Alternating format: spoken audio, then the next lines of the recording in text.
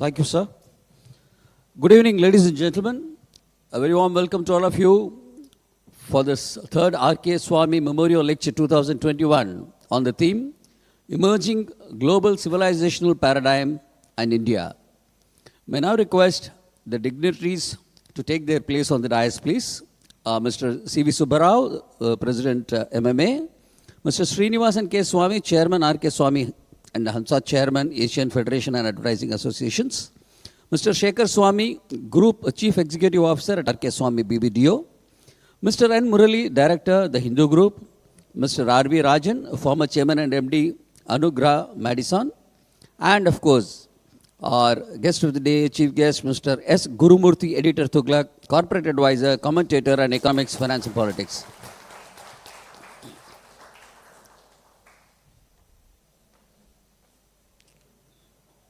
Chairman. So, ladies and gentlemen, let's welcome them with a round of applause. And I also welcome all the participants this evening who have joined us online, Facebook, YouTube, and all the social media platforms of May I request the dignitaries to take their seat on the dais, sir. Ladies and gentlemen, Mr. C.V. Subbarao is the President, Madras Management Association, is currently the Managing Director, Sanmar Shipping Limited. May I request him to deliver the welcome address this evening, please.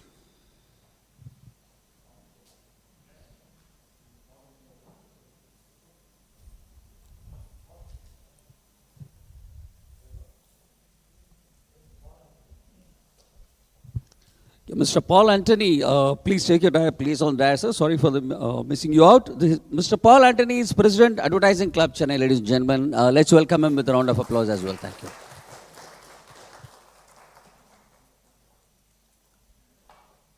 Ladies and gentlemen, good evening.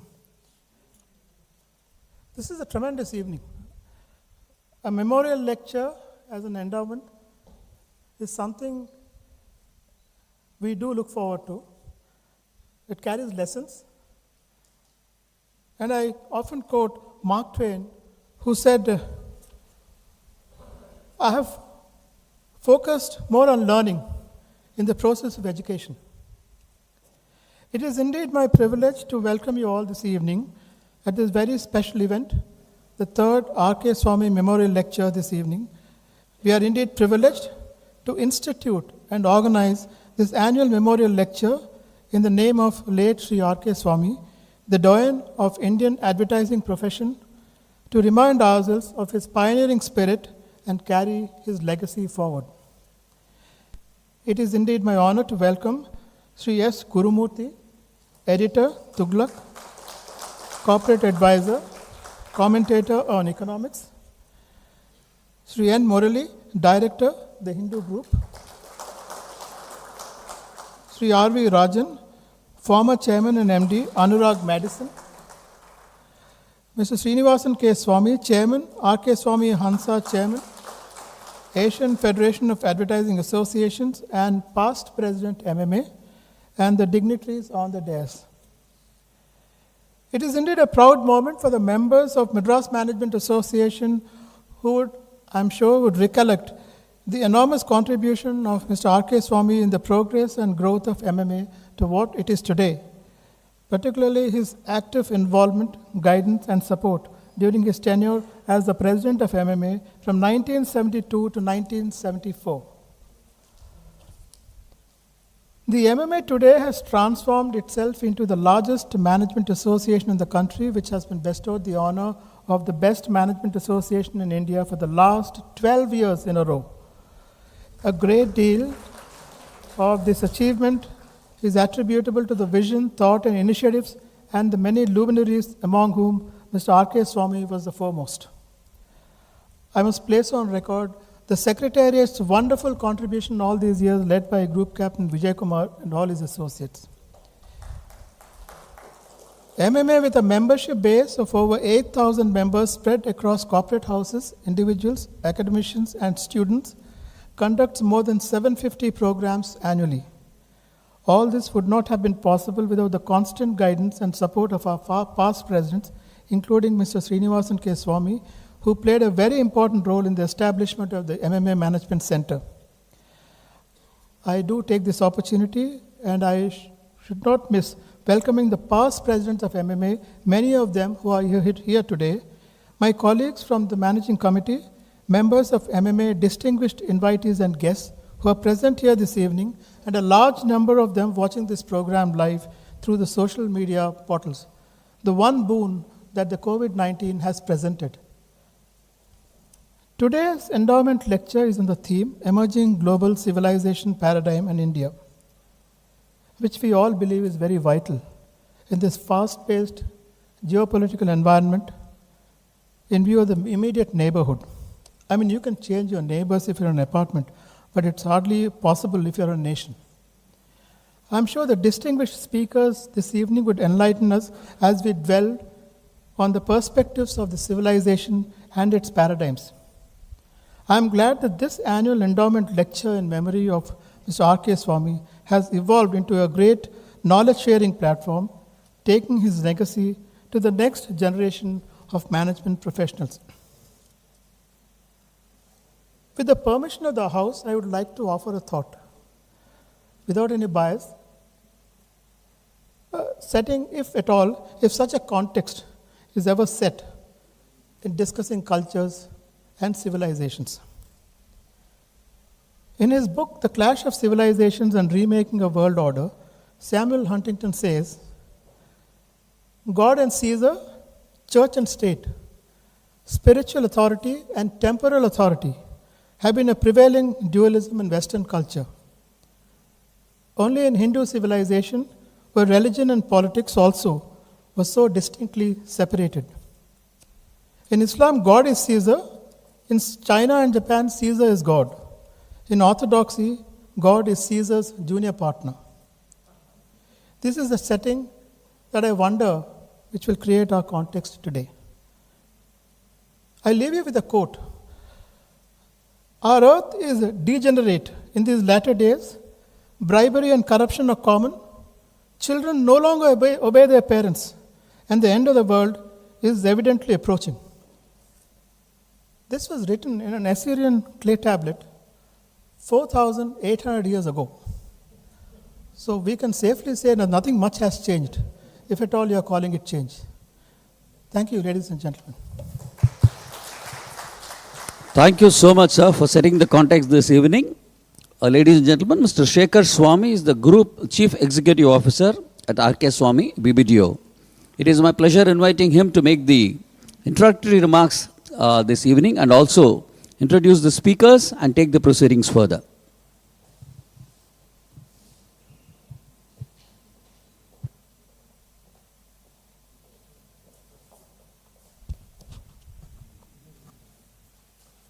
I think the mask can come off, as they say. So, Mr. Subbarao, good evening. And the friends in the dais, all of you, good evening. It's really nice to be here. I was here 2 years ago. I missed last year because of COVID. Gurmurthy sir, namaskaram. Murali sir, namaskaram. Mr. Rajan sir, namaskaram. Namaskaram to all of you. We are in Chennai, after all. It's a nice ring to it, the word namaskaram. It's fantastic to be here, actually. That we are here together is an indication of normalcy, isn't it? And let's all hope and pray that it stays normal. Everyone keeps talking of a new normal, and frankly, I am too old to learn about, and I don't care for any new normal. So let's say that we will all be in a normal state, as only a normal state can be. Now, there is a reason why I am standing here on this stage to make the introductions. And this is personal, revealing some family dynamics. I revealed some 2 years ago, I'll reveal some today. This is actually a happy week in the R.K. Swamy family. Sundar's son is getting married. I'll call him out, except that he will kill me, so I won't call him out. It's a small wedding to be held in Bangalore. So Sundar said to me, நீ இந்த இன்ட்ரோடக்ஷனை பார்த்துக்கோ, எனக்கு back பண்ணணும், coating வெர்பேட்டிம், எனக்கு back பண்ணணும். That's how it works in the family. Pass on tasks under any excuse. Right? Of course, I don't want the father of the groom, which he is, to show up in Bangalore without his pattu veshti for the wedding. Okay, I'm imagining all kinds of things when this request is made to me, right? So he will show up, he will not have packed properly.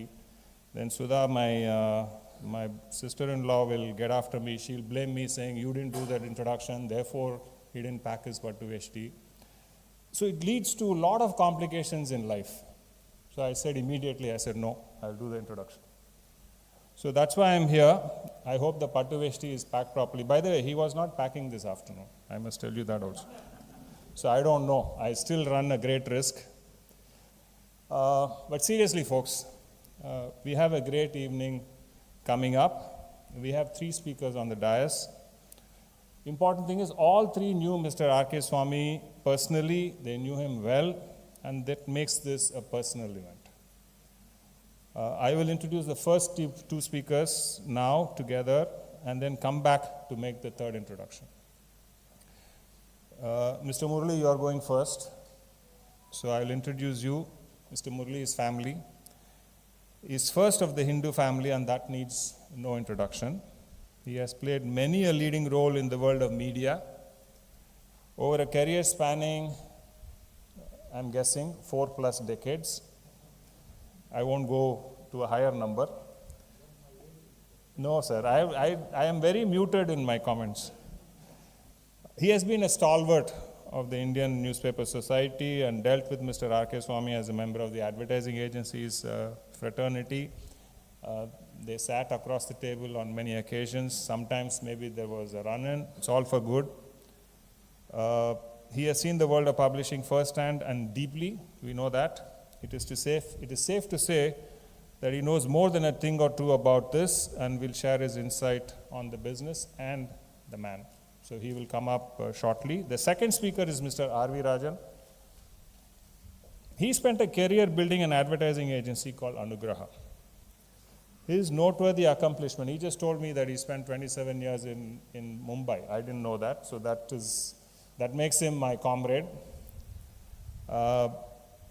But his greatest accomplishment is that he came to understand rural markets deeply. People are still talking about rural markets. This man was way ahead of his time. He specialized in rural marketing.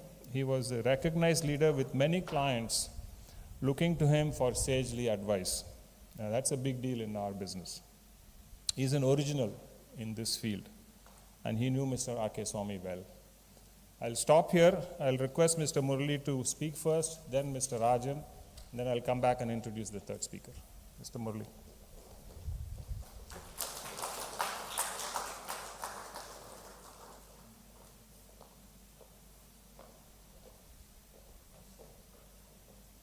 Good evening. Mr. Gurumurthy, the chief guest and the keynote speaker of the day, and my very good friend, Shekhar and Sundar Swamy. Since Shekhar spoke and you didn't speak, so I'm addressing him first. Mr. Subbarao, the president of the MMA, Paul Antony, and my very good friend, R.V. Rajan, members of Mr. R.K. Swamy's family, members of MMA. It is indeed my honor and pleasure to be part of this meeting, particularly a physical meeting after 2 years, to a meeting where the third R.K. Swamy Memorial Lecture is going to be delivered by none other than Sri Gurumurthy, who is like Mr. R.K. Swamy, wears many hats. In fact, of course, he needs no introduction, but when I read the subject, Emerging Global Civilizational Paradigm and India. It was intriguing to me. So let's see what he comes up with, because he has a very, very keen mind and is a thinker. Apart from being a journalist, ideologue, chartered accountant, like some of us, and many other roles. We are gathered here, at least I have been asked to talk from the print industry perspective of an unusual and extraordinary advertising professional, or should I say unusual and extraordinary human being itself. Mr. R.K. Swamy's journey has been one of inspiration and awe to whoever came into contact with him. In fact, it's even more interesting to know that though he was self-taught, he came from a humble beginning, his entry into advertising was really happenstance. Because of family circumstances, the family went to Mumbai, or Bombay as it was called, in the early 40s. He went to a neighborhood school where he learnt, where Gujarati was the primary language. Imagine somebody from Chennai, an Orthodox South Indian family, going to Mumbai and learning Gujarati. But Gujarati language it was, which really brought him into advertising in a sense. So it has proved transformational for Mr. R.K. Swamy. When he was in search of a job, he was first appointed as a translator in the India's premier advertising agency then, probably the only agency of consequence then, J. Walter Thompson, or which later on became HTA Hindustan Thompson. And because of his diligence, hard work, and willingness to learn things other than, or the whole gamut of issues, he impressed the legend, advertising legend of those times, Fielden, who was in charge of J. Walter Thompson. And the rest, they say, is history. He rose through the ranks, earned the spurs, and was in Walter Thompson till 1973, when at the age of 50, he had the courage to embark on his own and start an advertising agency. Who at that age would have the courage to do so in this day and age? Because now 50 is almost retirement age. The new normal, let me say. It was amazing. It was 1973. In those days, advertising agencies, barrier, so to say, or entry barrier was one thing, but also that gave them a passport to various privileges. The Indian Newspaper Society, the apex body of newspapers, accredited advertising agencies so that the agencies which are accredited will get the facility of credit, and a commission of 15%, which is a ransom in these days. So there it was. Normally, Indian Newspaper Society, of which I have been a part for a long time earlier, is very tough in giving accreditation and doesn't straight away accredit any agency. First, they put the agency on probation, so to speak, by giving provisional accreditation, and then, if it's satisfied, the full accreditation. But here, there was an exception made in Swamy's case because he was an exceptional individual professional. And the INS knew that had trust and faith in his integrity and his commitment to the business, and therefore, without batting an eyelid, he was given accreditation straight away. And from then on, R.K. Swamy Advertising Associates has grown to become one of the leading advertising agencies in the country. Coming to Mr. R.K. Swamy, as an advertising professional, in fact, everybody who has worked with him say that he is the ultimate client service person. And R.K. Swamy, by dint of his commitment, fierce dedication, courage of conviction, and above all, risk-taking ability, I think built the agency to where it was. He belonged to a generation of stalwarts of advertising, like some of his contemporaries were Subhash Ghoshal, Mani S.R. Iyer, Subrata Sen Gupta, Ahmed Ibrahim, Bobby Sista, and many others, who not only built a solid foundation for advertising in the country, but saw its evolution and growth into what it is today. Or let me come to what it is today at the end. But Mr. R.K. Swamy from the South was the sole representative of the South in that when Mumbai was the epicenter of advertising, Mr. R.K. Swamy could easily take them on his own terms. And he had the knowledge, the wisdom, and the sagacity and vision to do that.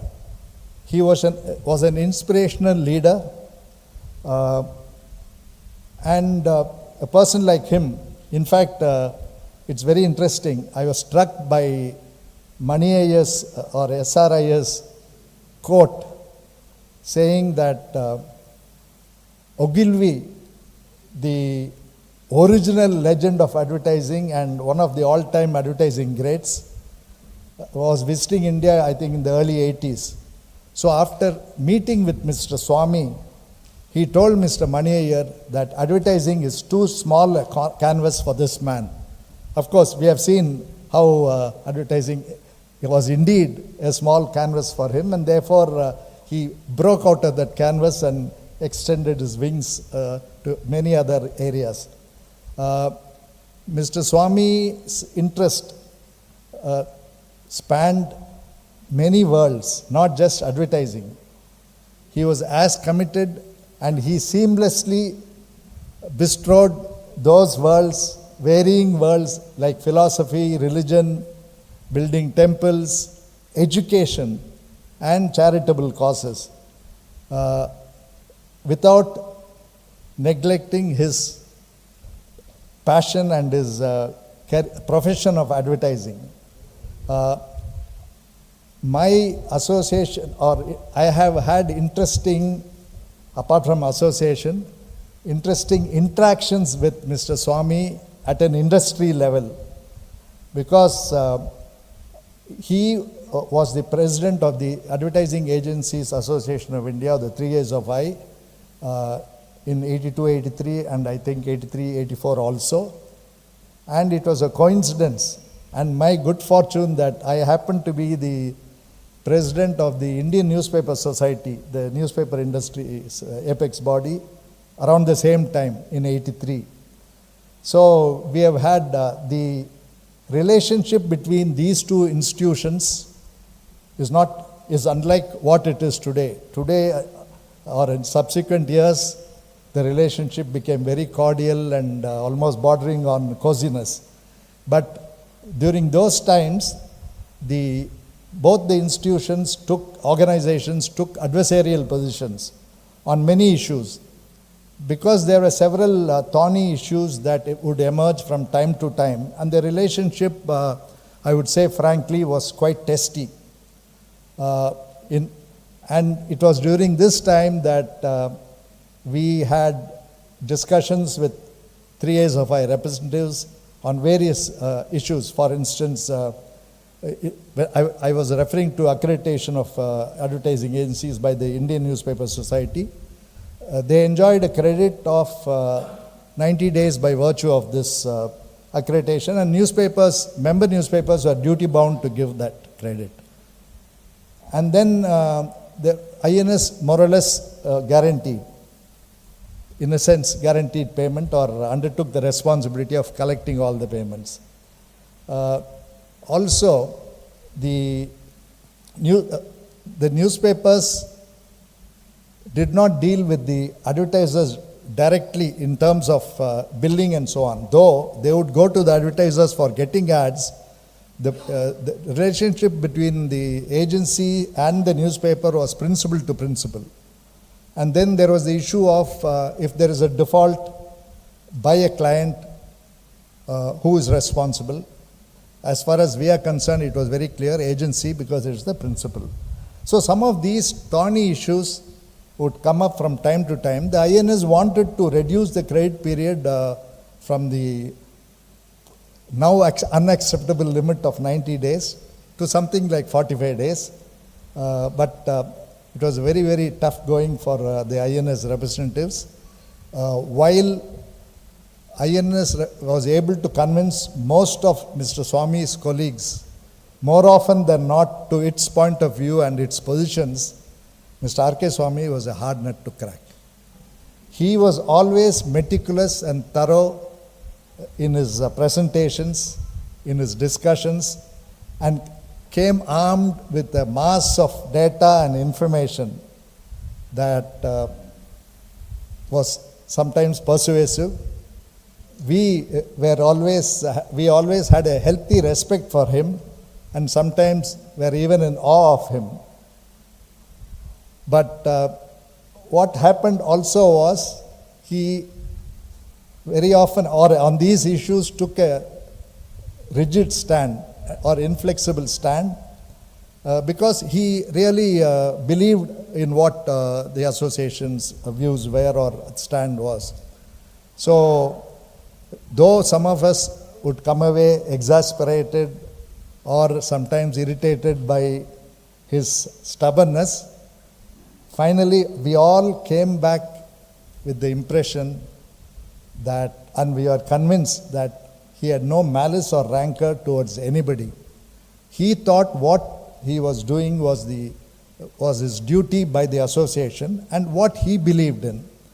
And so it went on. So actually both sides enjoyed these sparring sessions. Of course, finally settlement was reached, and Via Media was found, and happily thereafter these associations became very, very cordial. Some of those aggressive arguments and all that are a thing of the past, so that is behind us. Mr. R.K. Swamy's greatest contribution to advertising, I would say, is his path-breaking initiative or accomplishment in pioneering public sector advertising.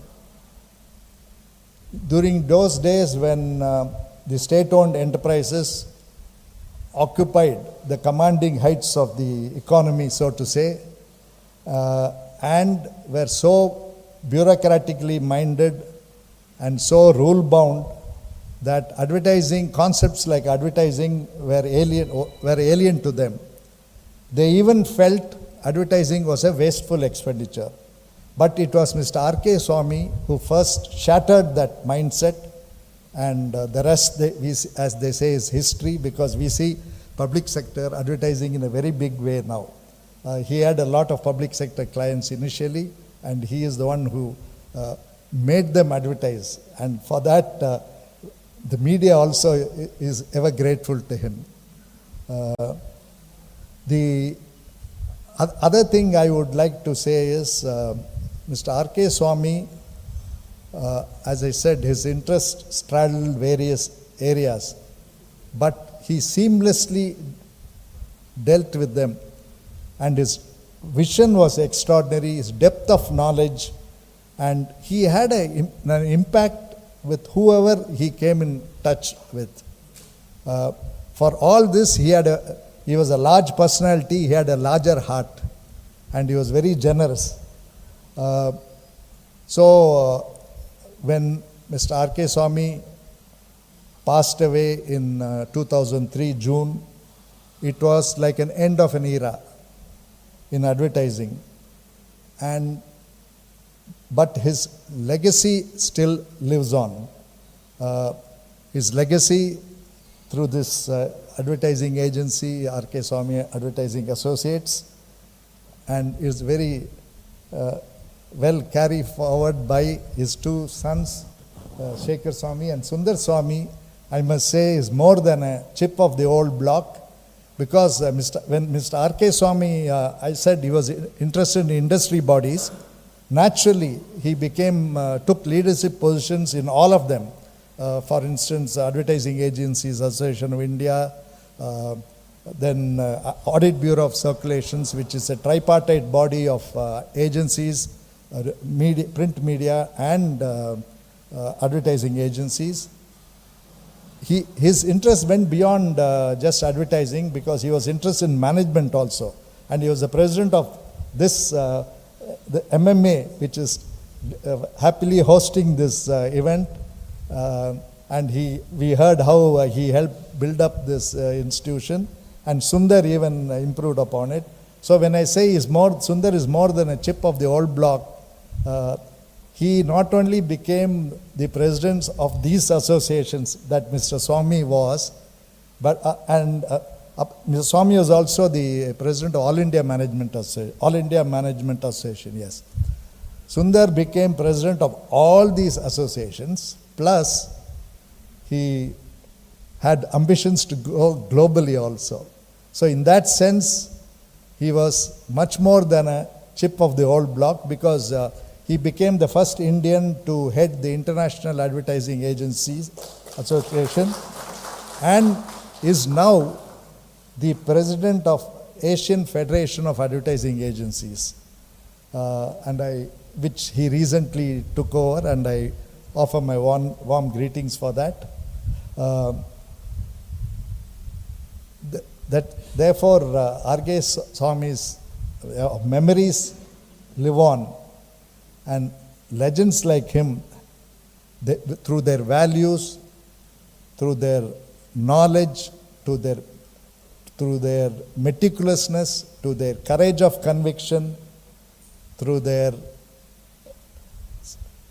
tenacity of purpose, to their caring nature, are an inspiration not only to aspiring young advertising professionals, but to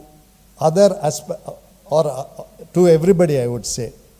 Finally, I would end by saying, I would like to imagine, I'm tempted to imagine what would R.K. Swamy's reaction be if we were to confront the present situation that the state of the advertising industry and media industry is placed.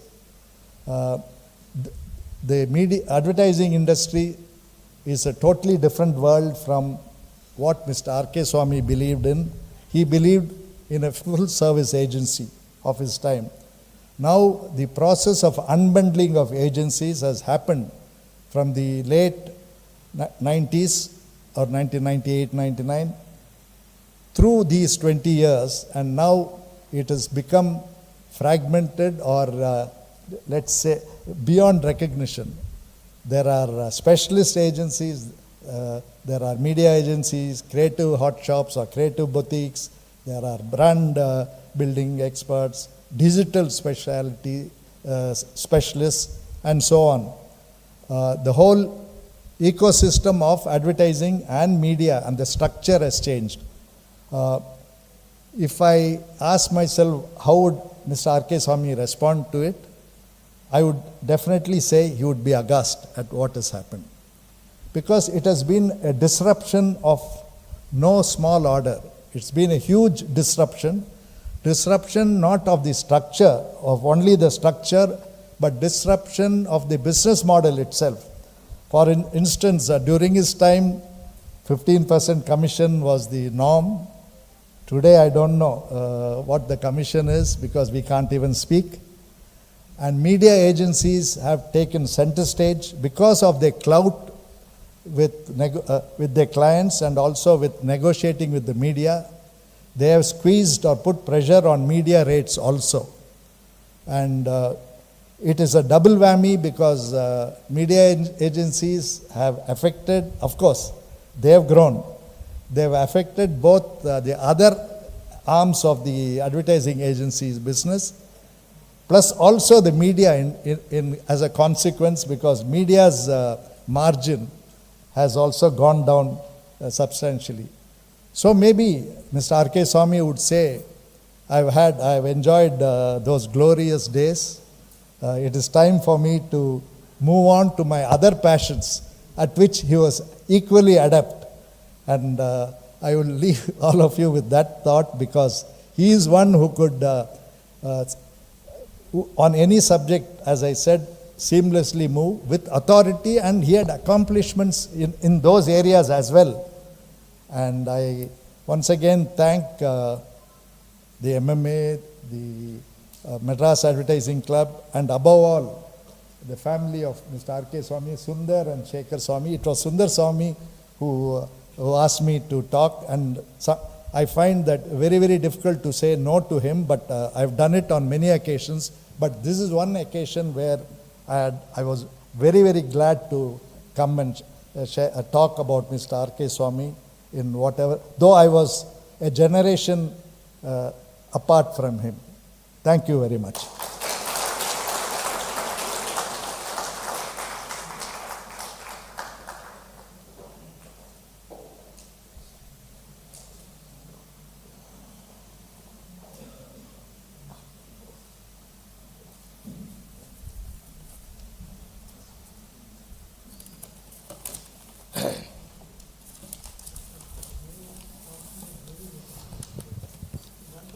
Friends, it feels a bit strange to come onto the stage for a physical meeting after almost 3 years. Thank you, MMA. Thank you, Sundar, for giving me this opportunity to recall my association with Mr. R.K. Swamy on the occasion of the third R.K. Swamy Memorial Lecture. Mr. Swamy was rightly considered the Bhishma Pitamaha of advertising during his very lifetime for his immense contribution to the advertising profession. Though I had heard about Mr. Swamy, when I was in Bombay and Delhi before coming to Chennai, and how he had built JW to be a top agency in South India and pioneered public sector advertising, I got to know more about him only after I moved to Chennai in 1974, by which time, of course, he had quit JWT to start his own agency, R.K. Swamy. I did not have the pleasure of working with Mr. Swamy closely. However, I was his great admirer, trying to study his life and understanding the secrets of his success as an ad professional. I did get to know him a little closely when I had the privilege of meeting him, seeking his advice and help regarding the activities of Advertising Club Madras, which is one of the co-sponsors of this event, of which he was one of the founders, incidentally. During my tenure as the president of the Advertising Club between 1993-95, I was also a member of the Advertising Executive Committee of the Advertising Agencies Association of India. You know, those days were a lot of anti-South feeling. Bombay thought they are the biscuits. Anybody beyond India, we don't know anything about advertising. That's the feeling that I had. In fact, Mr. Swamy had to fight his way through this maze, and the same thing happened to Sundar also. I was shocked to find that Mr. Swamy had not been conferred the Lifetime Achievement Award by the association, though he deserved it more than others who were being recognized at that point of time. My several recommendations to the committee as a regional convener were ignored. So it was my privilege to persuade my executive committee of the Ad Club to institute the Distinguished Service Award and of the Ad Club Madras, and first ever award was presented to Mr. Swamy at a glittering function held in 1994. Mr. A.M.M. Arunachalam of the TI Group was the chief guest. And Mr. Swamy, I remember, was insistent that until Mr. Arunachalam is free, I don't want to have the function. We delayed the function by a couple of months because he was insistent on getting Mr. Arunachalam, because it seems it's Mr. Arunachalam who gave him a big break in his career as an advertising man. Well, though Mr. Swamy subsequently received many other prestigious awards, industry awards, including one from 3 years of I understand from his sons that he valued the i-radiolive Madras award the most, and I'm happy that I had a small role to play in that. Of course, the next award was received by Mr. Murali, another deserving person who has also been a great supporter of the i-radiolive Madras. Though i-radiolive Madras had started conducting a short-term introductory course in advertising along with MMA, another connection I have with MMA is the very first office that you people started was the Round Table House, which I had the privilege of being associated as the Round Table Foundation Secretary. And I was a signatory from the Round Table Foundation, and Wing Commander Ramadurai was secretary. And the first ever part-time advertising course was started by MMA in association with i-radiolive Madras when Sundar was the president of the club. So that is another connection we have. Now, though Sundar was the first person to start the course, it was during my time as the president, the permanent secretariat was established, and we started a full-fledged 1-year course in advertising, PG diploma course in advertising.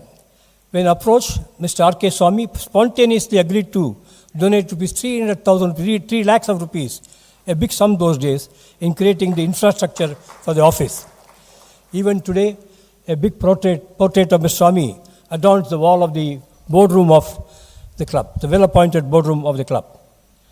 At a personal level, I remember that whenever we met, Mr. Swamy was very cordial to me, extremely nice to me. I felt he was genuinely fond of me, reflected the fact that he, accompanied by Mrs. Swamy, attended the weddings of my 2 daughters and also my Sashti of the Purti in 2002 and blessed my family. Now you know my age. It is heartening to see that his children, particularly Sundar Swamy and Shekhar Swamy, have proved to be chips of the old block. Of course, Sundar Swamy has gone one step ahead. He has reached greater heights than his father, devoting a lot of time to activities of international advertising and winning many accolades for his service to the industry. I am happy to say that he also received the Distinguished Service Award from the i-radiolive Madras a couple of years ago. I am sure Mr. Swamy would have been proud to witness that his children have taken his legacy forward to great heights. I would like to conclude this brief presentation listing a few lessons that I learned from Mr. Swamy's life, which has stood me in good stead as an ad professional. Take every challenge as an opportunity. Be meticulous in whatever you do. Do adequate research before making any recommendations to clients. Clients are your gods. Never take anything lying down. He was a fighter. Unfortunately, I was never a fighter. I couldn't do that. That's not in my nature. And most important, that age is no barrier for dreaming. Remember, he started his agency at the age of 51, as Mr. Murali said, and built R.K. Swamy into one of the top 10 agencies in the country. So I thank Sundar and MMA for giving me this opportunity to go down memory lane and recall my association with a great man who left an indelible mark not only in the world of advertising, but also touched the lives of many people who had the opportunity to work with him. Thank you all.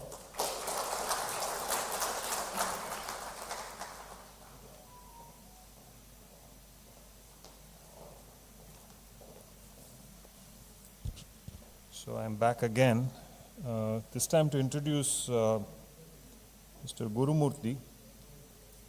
I'm not sure that an introduction to Gurumurthy in the city of Chennai is necessary, but they've given me the task. Now I know why Sundar said, "Nee introduce Panidu."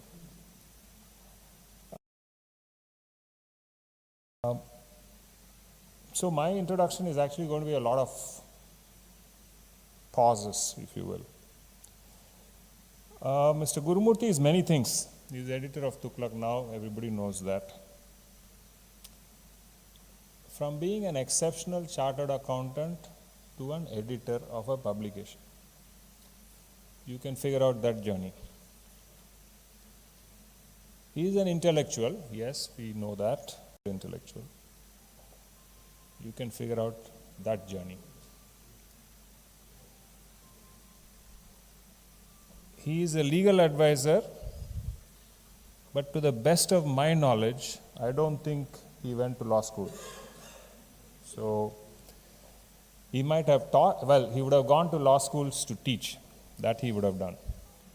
That means he's self-taught, which makes him 10 times sharper. You can figure out that journey. He's a journalist. Again, I don't think he attended a single class on journalism. Again, he might have gone to teach in journalism schools. Except he cut his teeth in the Ramnath Goenka home of journalism, advising that fiery newspaper baron. You can figure out that journey. He is tireless, I can vouch for it.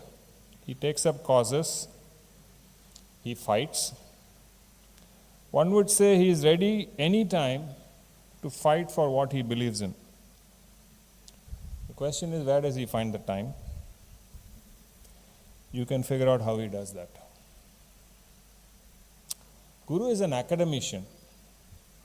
But he is not an academic who went to, who said, I'm going to pursue a career in academics and get a PhD and therefore I'll be in academics.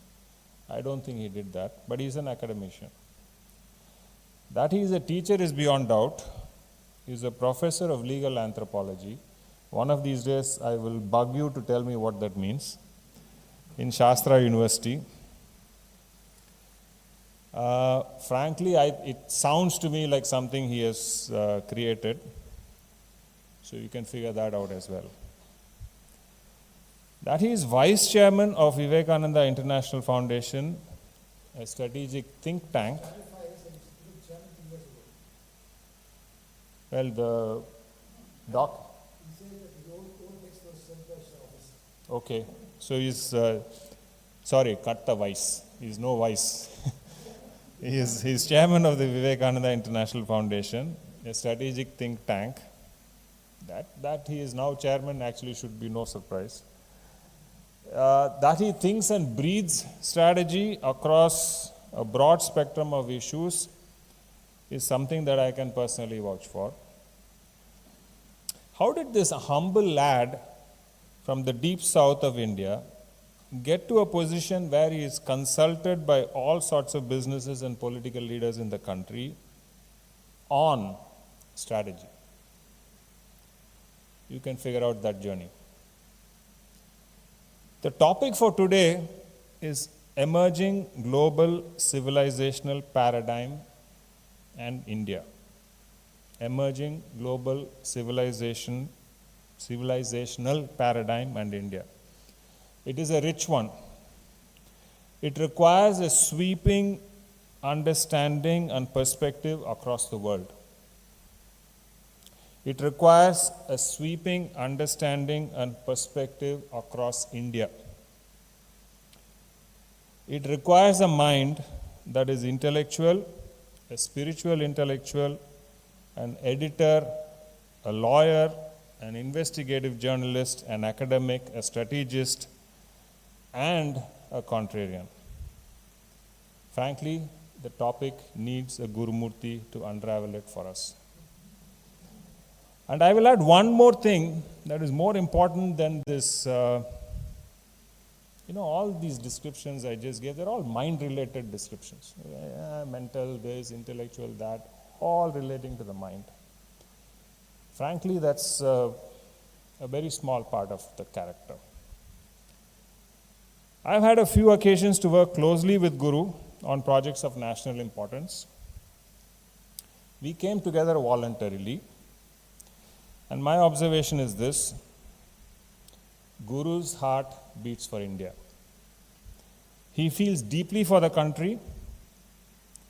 His heart is not only always in the right place, his heart feels deeply and beats hard to ensure the economic progress and welfare of the people of this bewitching land, to preserve and protect our ancient culture and values and way of life, and for this country to claim its rightful place as not just a world leader, but as the world leader. இதில் என்னோட மனசில் என்னோட மைண்டில் ஒரு doubt கிடையாது. Guru sir, stage is all yours.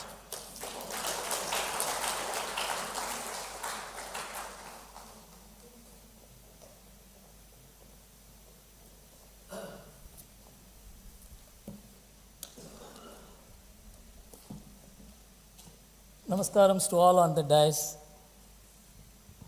and this audience which has assembled despite all the problems of physical attendance.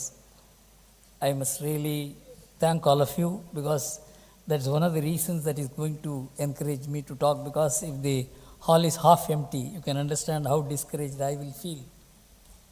It is the audience which raises the stature of the speaker actually. So, when I think of R.K. Swamy, my mind goes back to when I was very young, 29, 30. I see Mr. S.V.S. Raghavan sitting here. I cannot see these two people separate. They were actually like twins. The kind of guidance I have received from these two people, two great men, in diverse aspects of life, some of which were discussed here, particularly by Shekhar. I owe a lot to people who, without their knowing, I have stolen knowledge from them, experience from them.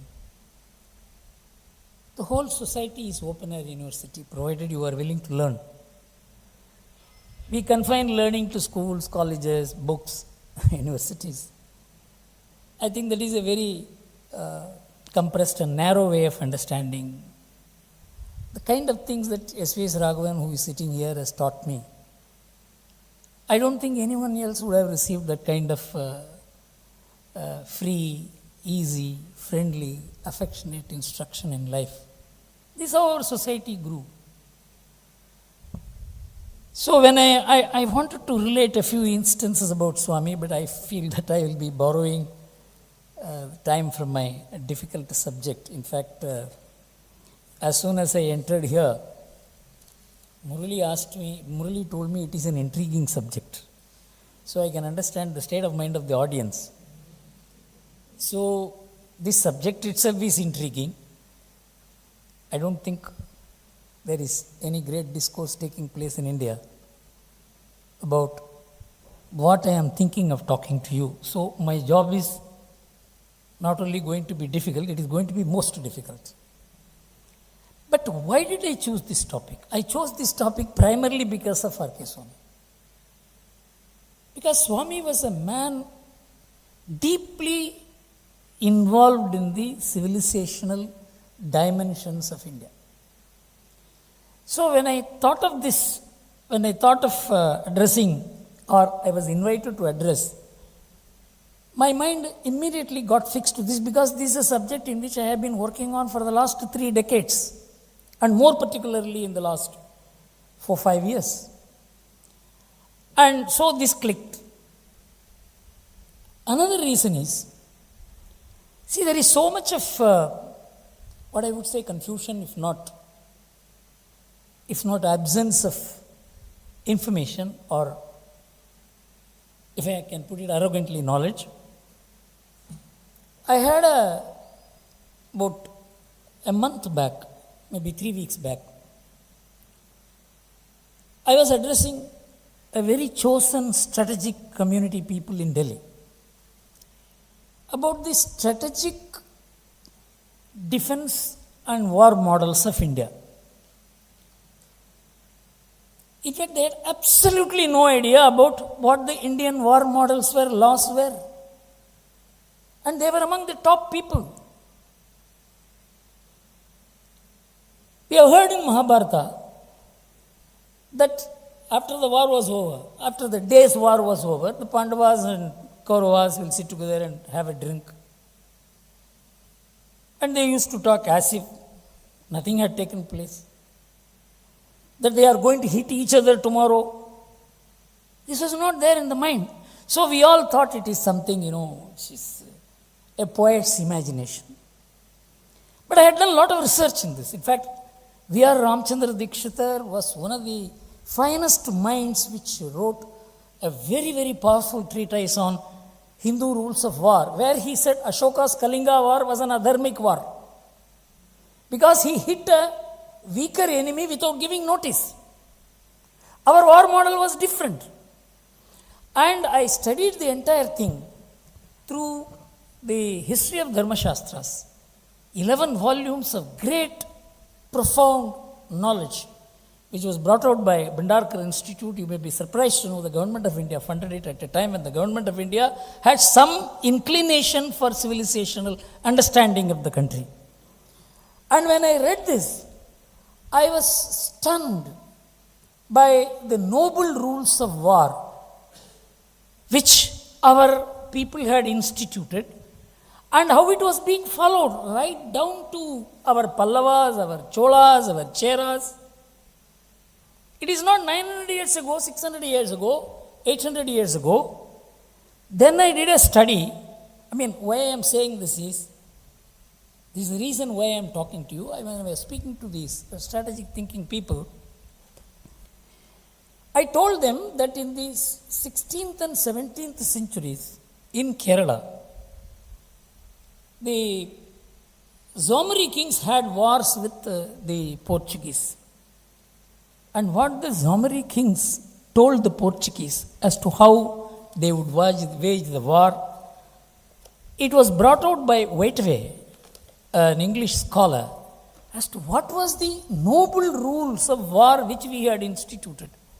He said, no, we don't wage war where people are involved. Agriculture should not be affected. People's life should not be affected. There is a playground outside, and on both sides of the huge ground, there is lake, there is, you can perch your army there.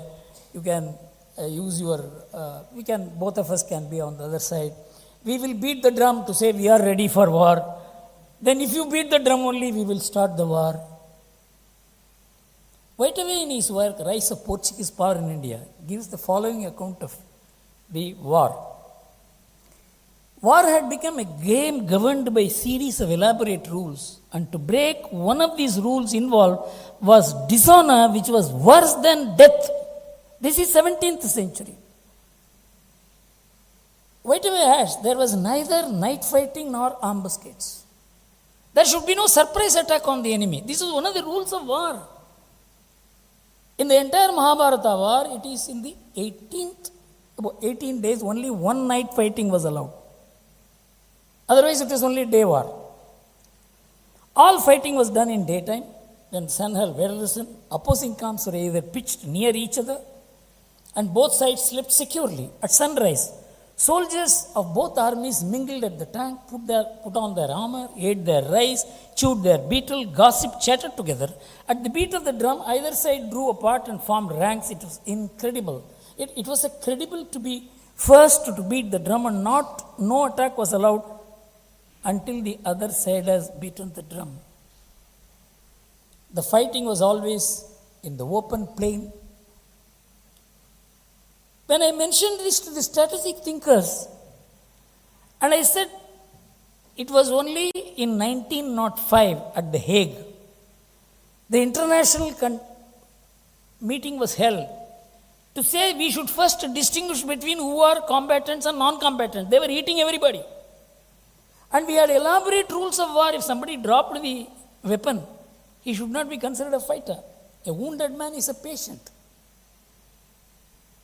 Then I mentioned, they said, sir, we just don't know anything because we go and listen to these international people saying it is they who brought the noble rules of war. If you read the Encyclopedia Britannica, it will say all ancient wars are barbaric. No Indian stood up to say this is the kind of war which we had for thousands of years, and it was followed right down to 17th century. You can understand the civilizational poverty in India. So when I spoke to them and they didn't understand, that is one of the reasons I felt I should talk about this in a wider context. It's not an easy job, but I would try and see how It is not something which I am going to talk about what happened 5,000 years ago. I am going to talk about how the world is now turning without the Indian discourse being unaware, Indian intellectuals being in their own world, how the world is turning. And what we should be doing is something which I would like to share with you today.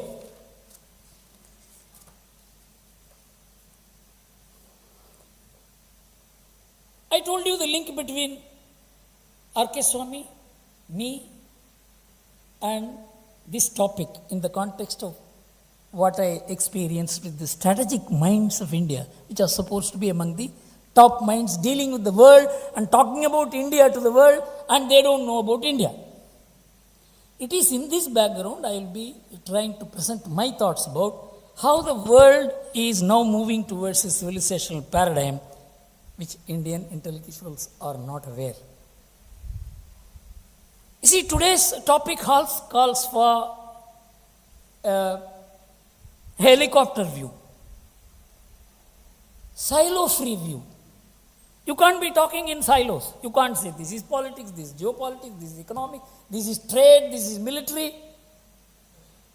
You got to put together everything and see where we are, where the world is, where our studies are, where our intellectuals are, where our media is.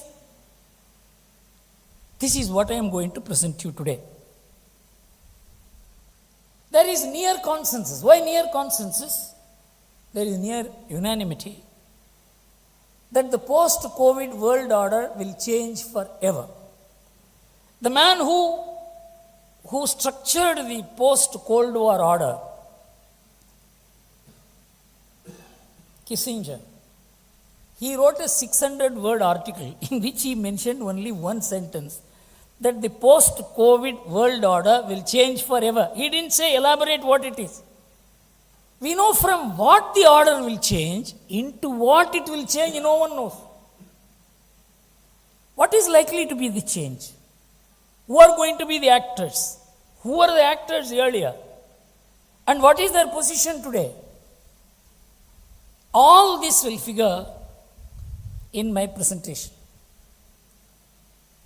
See, the most important aspect of the post-COVID world order, which has been visible in the last decade or so, is the rise of China. The rise of China has stunned the West.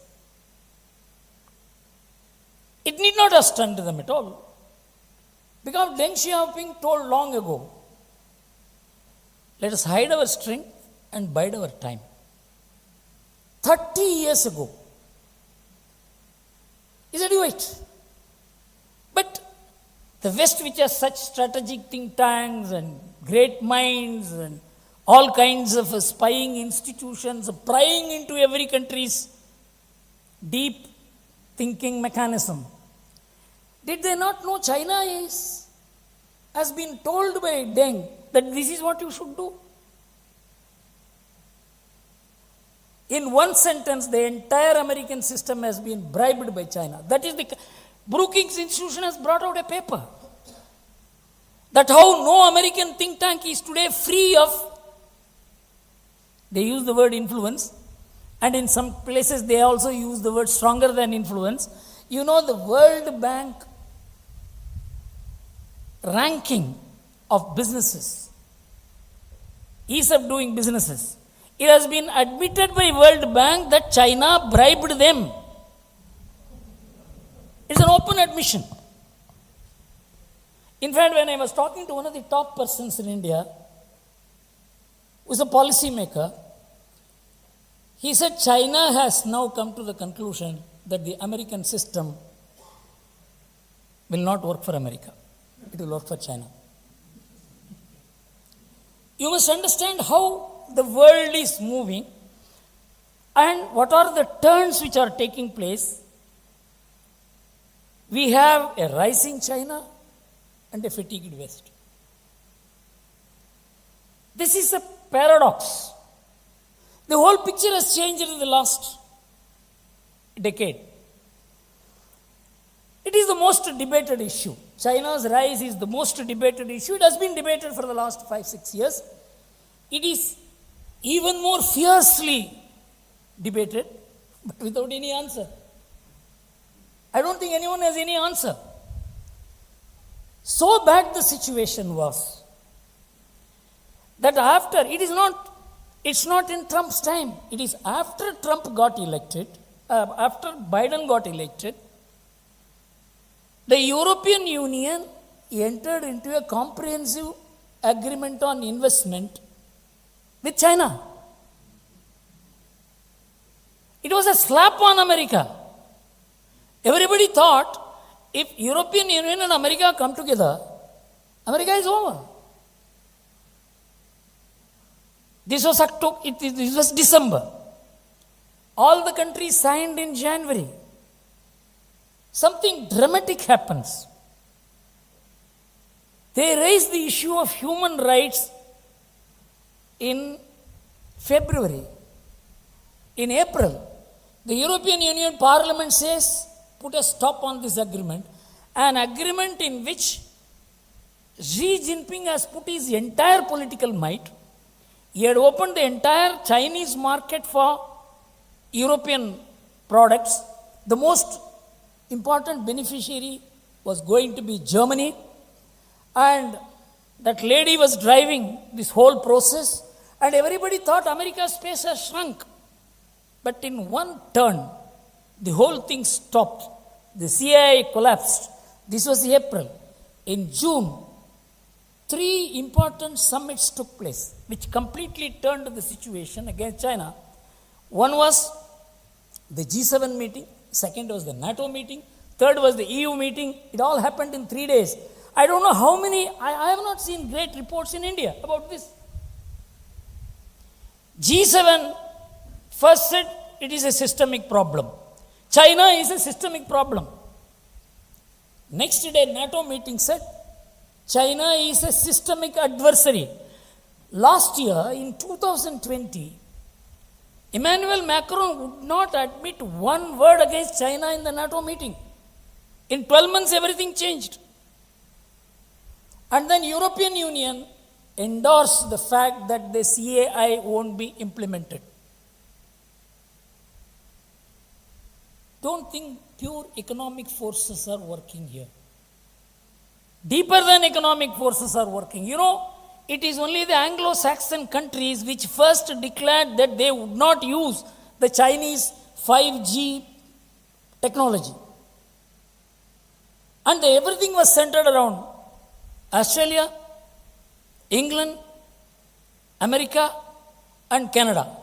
And everyone else had to fall in line. So the world is being shaped by a group of nations which feel threatened not just economically, politically, militarily, they feel threatened civilizationally. This is important, which I will make good as I am going to make the further presentation. So everything changed in a matter of 4 months. And that is not even discussed in India. Who did this? How did this mechanism? Who just invented this great idea of human rights in Xinjiang? It has been happening for the last 20 years. They have been shooting, killing people. Suddenly, and you put sanctions on the Chinese. And the Chinese, so confident that they had conquered European Union, they put sanctions on the European Union Parliament members and the Green Party president of Germany, which was their greatest supporter. So you can understand how arrogance leads to actions, which it is difficult to recall. China's mistake.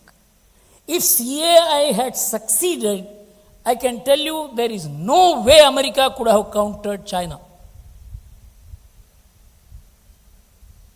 Now, this is one aspect. The other aspect is where, if you have to decouple from China, it is going to be as difficult as China decoupling from you. It's not easy because you are also, it is like, a huge operation needed to separate the two entangled bodies. Now what to do?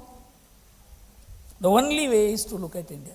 I'll tell you what dramatic changes are taking place about the very paradigm of of how they used to look at supply chain. They used to look at cheap supply chain.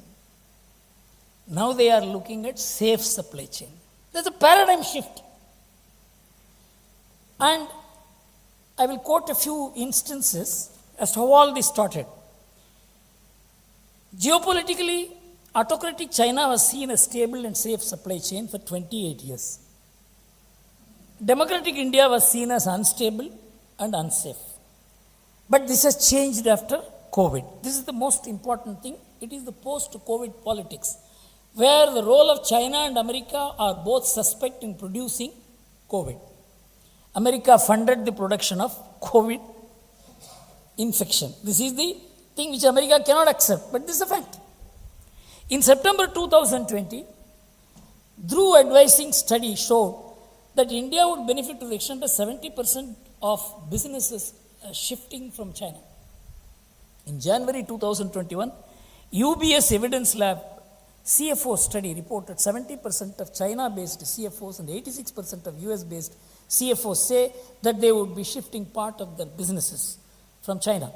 The study further revealed that almost from zero, India should reach 20 to 30% of the global supply chain within 2 to 3 years, which matches with our medium-term outlook in this country. In March 2021, Bloomberg said, US President Biden calling for a China-free supply chain and a Quad membership, and India would be well positioned to absorb the supply chain shifts taking place due to Washington's strategic decoupling from China. It mentioned that while Amazon, Samsung, Apple are already in India, everybody spoken to seems to be keen to move out of China. In April last, Supply Chain Management Review said it was that as US seeks to counter a rise in China, no nation is more important than India, with its vast size, abundant, skilled, technical professionals with strong political and cultural ties with the United States. Now you can understand why China is after India.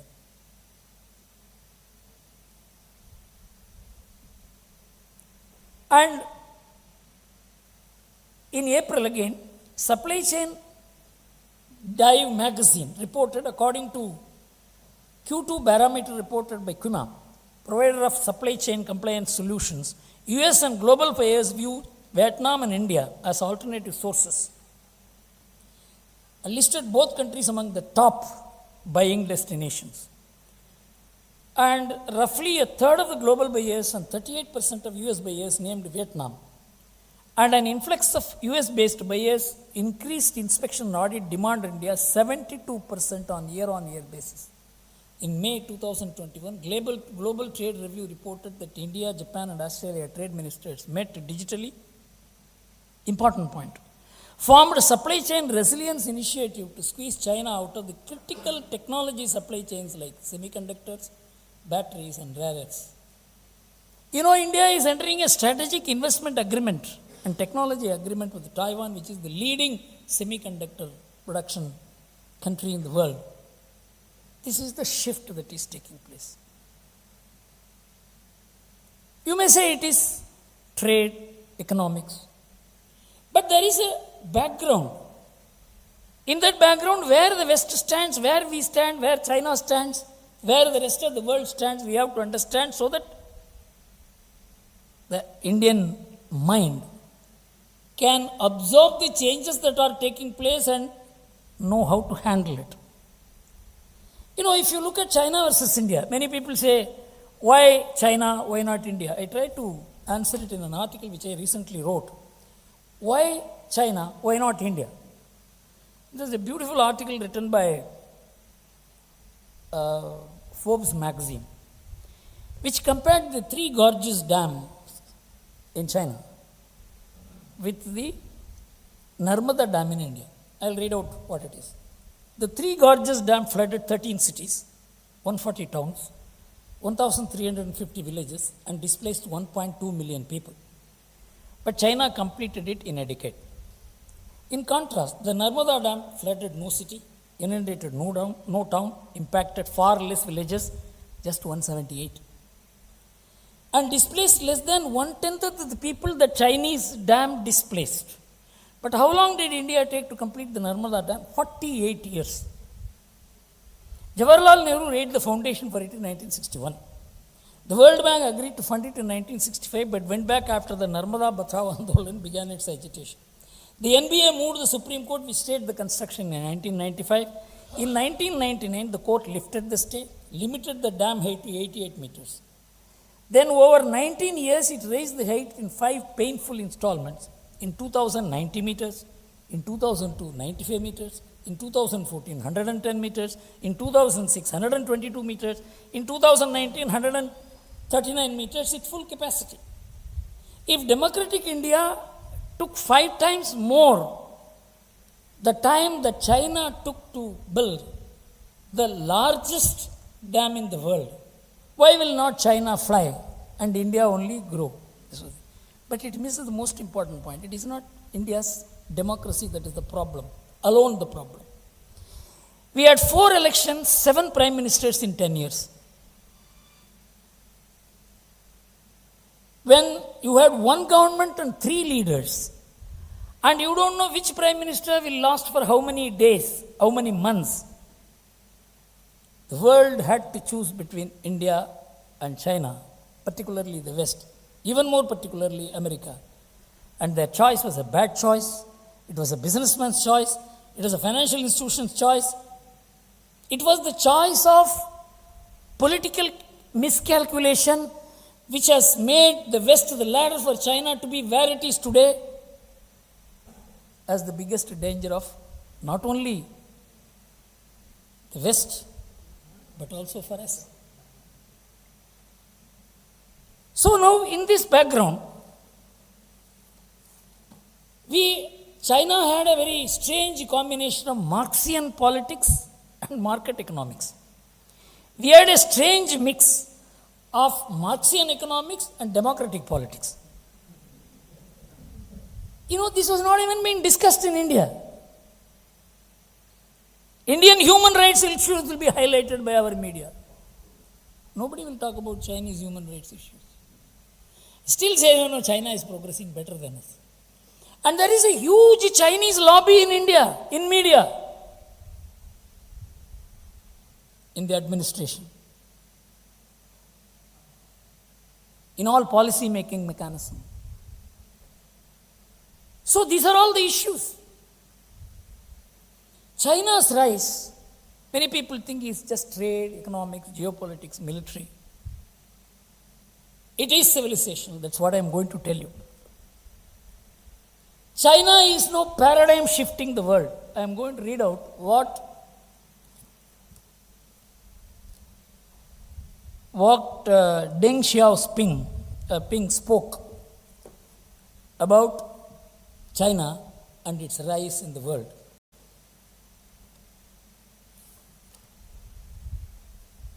Chinese have no respect for the past. They hate the past. They say history is only moving forward. There is no question of turning back. And so much so, Confucian China was hated by communist China. And they demolished all his statues, burnt all his books, carried on a cultural revolution, called him a person who is responsible for the downfall of China. They called his thoughts even semi-barbaric. You know how many Neo-Confucian centers China runs today? 572 Neo-Confucian centers. In almost all American universities and think tanks, they have their chair. Neo-Confucian chair. Completely. In 2005, they began shifting. And now communist China has become Confucian China. And now I will tell you what Deng Xiaoping, Xi Jinping, in the 100th anniversary of the party, 10 million people, he addresses them. Historical and cultural heritage not only vividly tells the past, but also profoundly affects the present and future. There is no communism. It belongs not only to us, but also to future generations. Having gone through over 5,000 years of vicissitudes, The Chinese civilization has always kept its original roots.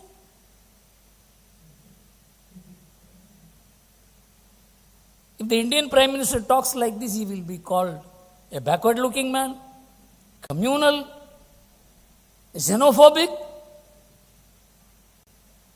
The man, in one speech, he has destroyed the very idea of communism about history, about civilization, about culture, about values. Is it as if communism did not exist at all? As a symbol of Chinese nation's unique spirit, it provides the nations with abundant nourishment to grow and prosper. Has there been any article written in India that China is now looking to civilizational moorings, civilizational roots, civilizational inspiration, not only for the present but also for the future, and saying for 5,000 years this has been our intellectual, moral, physical, cultural resource. Completely turned. But the West has a problem. The West has regarded its past as dark. I don't think any group of countries declared their past as black, dark. And they said only from enlightenment onwards we are good human beings. But only in the enlightened world they produced a Hitler and they produced 2 world wars. There was nothing enlightened about it. It was just an anti-Christian movement. That's all. If you look at the entire Western history of enlightenment, it is how to keep the church away. The same aggressiveness, the same dominating spirit, the same world conquering spirit, the same colonizing idea, that continued. Only thing was that we are now modern, and that is dark age. And they said everybody's past is dark. Your past is dark. Wherever they went, they said your past is dark. Because they are justified in saying your past is dark because they declared their own past as dark. And in the process they said there is only, the modern world has only one source of modernity, and that is in enlightenment. You know, this has been thoroughly demolished by their own intellectualism. I am going to cite it to you. Nothing will happen. There are multiple modernities. Every country is becoming modern in its own way. Japan is becoming modern through Nihon Jinran, Japaneseness. China is becoming modern through Neo-Confucianism. Now it has been accepted that these multiple modernities have made each country modern in its own way. There is no one source of modernity, so that Western modernity is the modernity. That is gone now. In fact, based on this, one-size-fits-all model of economic development was advocated. And that model said you have to give up your philosophy, you have to develop. In 1951, the United Nations issued an advisory to all underdeveloped nations. If you want to develop, gentlemen, you have to give up your philosophy, you have to give up your valueless life, you have to give up your social values, you have to give up your relationships. You have to become a contract-based society. From a relation-based society, unless you become a contract-based society, you can never develop, was the idea that the United Nations began forcing and implementing our education system, our public discourse, our media. Everybody caught on to this paradigm. Today, a father scolding a child is not the responsibility of the father, it is child abuse. Can you understand how those values have been interpreted and imposed on us? You know, my neighbors have slapped me and corrected me in my village. When I look at them, they were my teachers, they were my mentors, they were my guardians. But today a teacher can't correct a child. We have transformed all relationships into contracts, jobs. transactional. This is the difference between modernism and civilization. We are a civilizational nation. And the entire Asia is civilization. I am going to tell you, it is not just because it's a model of life, but it reflects in politics. You will be stunned to know how civilizational democracies are faring. Civilizational democracies mean democracies where there is relationship between the people, independent of the constitution, independent of law. It is a normative society. We are living in a normative society. And I can tell you what is the economic consequence of it is. In America today, no son will take care of the father. No father will educate his son. In fact, when I went to University of California, Los Angeles, I talked to the management students there. And I asked them, how many of you are being supported by your parents in your education? Out of 300, not even 2-3 lifted their hand. The same question I addressed in IIT Madras Management Institute. How many of you are being supported by your family for your higher education? And the entire audience lifted its hand. This is the difference between civilizational nation and a contract-based modern nation. This is real. I am not talking about theory. It's a functioning reality. 55% of the first marriages end in divorce. If you wanted to marry a second time, 67% of the second marriages end in divorce. If you have some desire left, I am talking about men and women, 73% of the third marriages end in divorce. This is what Psychology Today magazine shows. And you know what is? These are all not just cultural. You know what is the economic consequence of it? The universal social security is a product of destruction of relationships. In fact, in 1983, I want all of you to download this paper and read. US economy in transition. 8 economists, including, maybe even 11, including Milton Friedman, who got the Nobel Prize in 1974.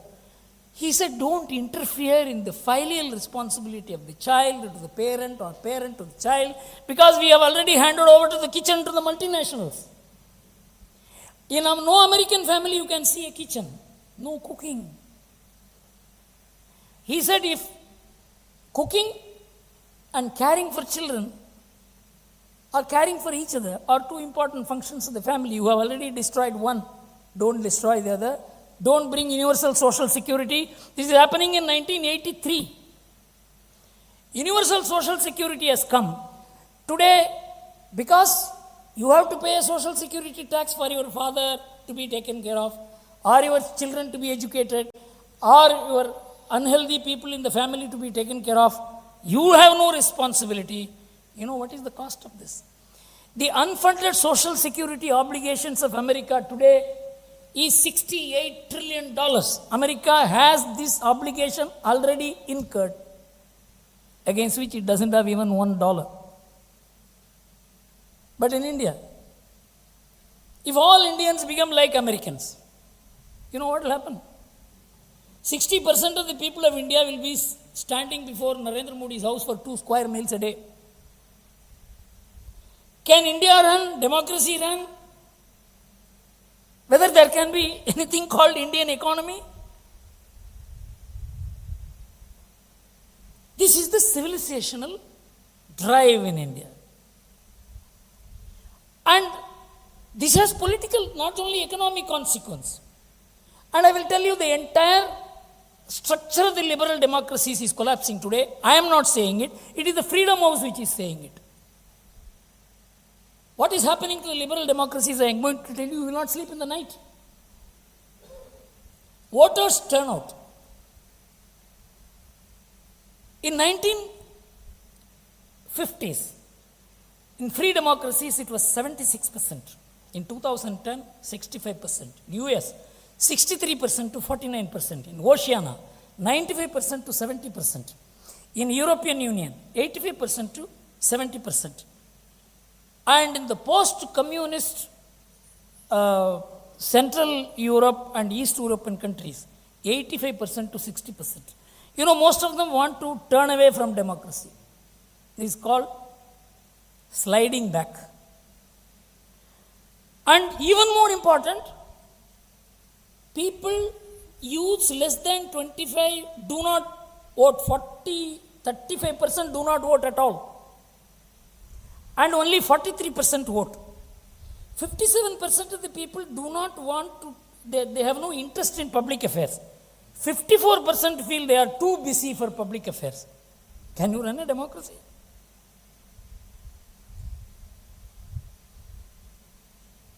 So, democratic paradigm is vanishing act. Many citizens do not see politics as central to their identity due to many social and economic interests is the study. Civilization, you know what has happened? They have given so much rights. I will read out that part because it has to be read. Otherwise, one cannot understand what it means.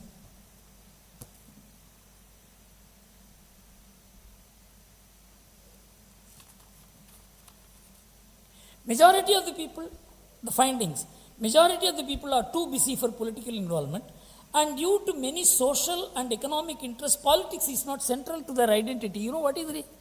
This is because of liberalism, individualism. You are not even responsible for your family. Why should you be responsible to some prime minister, some parliament? They have so much to enjoy. See what the author says. The author finally concludes. I believe the heterogeneity argument is you allow people not to be, you have to leave people to live as they are. If somebody doesn't want to dress, allow them not to dress. This is heterogeneity argument. This is a new sociology. In its extreme form can lead to neoliberal idea of the primacy of the individuals and prioritization of individual liberties. This is because individuals are unique and have different wishes, desires and needs. You cannot harmonize them. You cannot homogenize them. You cannot bring it together. You cannot integrate it. If there are 130 crore Indians, there are 130 crore Indias. This is the idea. Since 1980s, the rise of Thatcher and Reagan, please understand this. This has to do with your economics. With the rise of Thatcher and Reagan, politically the individual has been held at the heart of the society, and with the radical rollback of the state with laissez-faire economic policies leading to deregulation of markets, privatization, radical tax cuts, citizens have been encouraged to become more self-sufficient and self-interested. You atomize the society. The fellow is not even responsible to anybody. You are answerable to your neighbor. I remember an incident in 1993 or 94, one of my business friends, clients actually, is a friend also. He had an appointment with the State Bank of India to discuss some settlement. It's about 200-300 crores worth project. As he was driving out to go to the airport, because in those days you could drive and park the car in the airport and bring it back in the evening, that facility was available. And when he was driving out, the neighbor's wife came and shouted, my husband has chest pain, he has to be taken to the hospital. He just went into the neighbor's house, put him and took him to the hospital. His bank appointment went up in smoke. 7 years the man suffered. In fact, I asked him once, hey, what do you think about this? Guru, if only I had gone for my bank appointment and something had happened to this man, I would never have had peace in my life. This is your relationship even with the neighbor. This is not the relationship between an American father and son, American brother and brother, American husband and wife. Why I am mentioning this is that these social impulses produce economic results. So, too much of freedom has undermined the liberal democracies themselves. You know what is the strength of liberal democracies? 13% of the world. They will say you are illiberal democracy. Now these fellows have come together to say, no, we are India are one, we are 2.2 billion people. Who is saying this? G7. Because now China has come. They say, no, we are India are one. Till day before yesterday, you were abusing as an illiberal democracy. Our own newspapers were writing it, India is illiberal. Because if a teacher beats the student and you say this is right, the student should be beaten by this teacher to be corrected. You are illiberal. This is how liberalism has been interpreted in the world. So, the result was in America, the advent of Trumpism. Trumpism was a movement. It changed America once and for all. In fact, I wrote in the second year of Trump's rule, Trump may go, but Trumpism will last forever. Now, Trumpism has not only become an American security or economic or trade or strategic policy, it has become the policy of the European Union itself. G7 has accepted, NATO has accepted. Trump was a very poor articulator of his own policies. The man failed to say what he stood for, and what he did actually undid him. So, it is now the Trump political doctrine which has become the doctrine of the entire West today vis-a-vis China. Because he identified China as the adversary of America, and all these people said, no, you are calling it, he is the greatest, they are our greatest friends, we are so intermingled, we are integrated in technology, in this, in that. If Trump had not spoken about the 5G technology of America and banned Huawei, what would have happened to the world today? Now you are following Trump. Trumpism has left the United States completely divided between liberal and civilizational US. Civilizational US is that which feels that there is a higher US. And wokeism is the opposite of it. And the most important point I want to make is that the two fundamental premises of the post-Cold War world, which is called the globalized world, is that liberal democracy and free market mechanism have won once and for all, and it constitutes the victory of the West over the rest forever. The West has won forever. This is how Huntington's idea of civilizational clashes. Huntington was a poor representative of civilization, just as Trump was a poor representative of Trumpism. Trump also promoted conflicts, and Huntington also promoted conflicts. When Huntington was buried in 1994-95, definitely by 1997, America was shaken by 9/11. And America was shaken economically in 2008. It has not recovered still. If anybody thinks that America has recovered as an economy, they have very little knowledge of financial economics. Just printing money is no solution. America is printing money. And there is no alternative. All countries have purchased that printed money, including China, which has $2.2 billion of American money in its pockets. It doesn't know what to do with it. $1.2 billion China has invested. We have invested about $350 billion. The world has been co-opted by America into the dollar mechanism. So we are all praying for America's welfare. How long will this be sustained? In a divided world. In a world which is integrated with America at the top, exercising power as the world. In fact, two Harvard economists said in the year 2006, how America is beating economic theories. You know, in economic theory, if you keep on incurring trade deficit, current account deficit, your currency will have to depreciate. And then that will reverse. Your imports will increase and exports will fall. And so your currency value will get adjusted. But America has been running current account deficit from 1976. And they have incurred current account deficit till today, except 2 years in Clinton's period. They were always incurring current account deficit. And the current account deficit incurred by them is in excess of $13.5 trillion. That is the extent of dollar that America has printed. In 1989, The Economist magazine even wrote, the most profitable export-oriented industry of America is printing dollars. So, this mechanism is now being challenged. And the challenge is not coming as a political challenge. It is also coming as in my view, a civilizational challenge. Because the Two things we have to understand is to compare the Indian democracy with American democracy. Very telling comparison. These guys talk about India being an illiberal democracy, I will tell you what it is. This is a research done by one man whom the secularists and liberals will not refuse to accept. And his name is,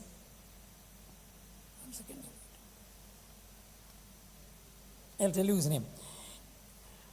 High income group voters in America, high income group voters in India, and low income group voters. In terms of voters of high and low income level participation, while 36% of the lowest quintile voters vote in the US, 57% of them vote in India. 57% of the next quintile votes in the US, 65% vote in India. 59% of the next quintile vote in the US, 60% vote in India. Only 63% of the highest quintile votes in America, only 47% of them vote in India. The poor people vote in India more. You go to the next. In terms of education, while 38% of the high school children vote in the US, 57% of the illiterates vote in India. 43% of some high school US voters vote. 83% up to the middle school Indians vote. 57% of the high school graduates and 66% of some college graduates. 79% of the college graduates vote in the US. 57% of the college graduates only vote in India. 84% of the postgraduates vote in India. 41% of the postgraduates only vote in India. 84% in the US and 41% in India. Now take the caste. 56% of the whites vote. In contrast, 50% of the blacks vote and only 27% of the Latinos vote. 60% of the upper caste Hindus vote, 58% of the OBCs vote, 75% of the scheduled caste, 59% of the scheduled tribes, 70% of the Muslims vote in India.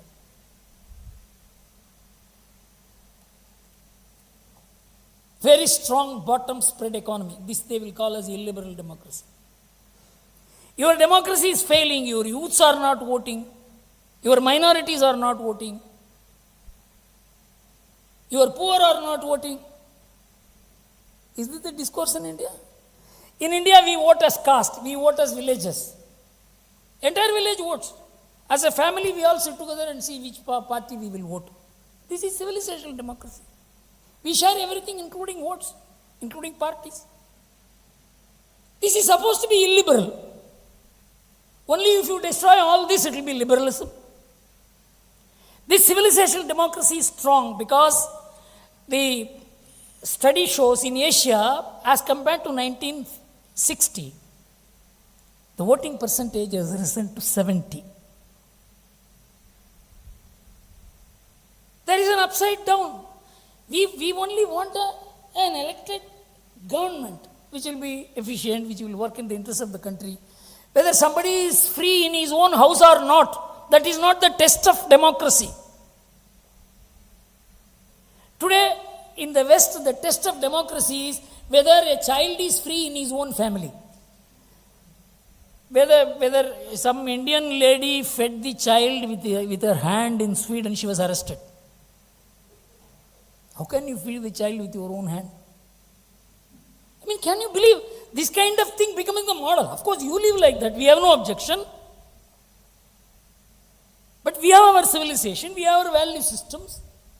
We have our way of mothering children, neighboring people. This is what is rising in India, in the world. Asia's rise is the rise of relationship-based politics. It has its own problems. I am not saying there is no problem.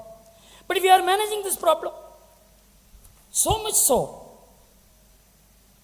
the Brookings Institution came out with a paper in 2019 January. All the liberal democracies are shaken up. There is backsliding of the democracies in the Western, Central and Eastern Europe. India is the silver lining and golden lining of democracy in the world. Has any Indian newspaper referred to this first? Why India is silver lining and golden lining of democracy, you know? I can tell you, we can live without a government. I will give you proof. We have 668,000 towns and villages. You are a very well informed audience. Please tell me how many police stations we have.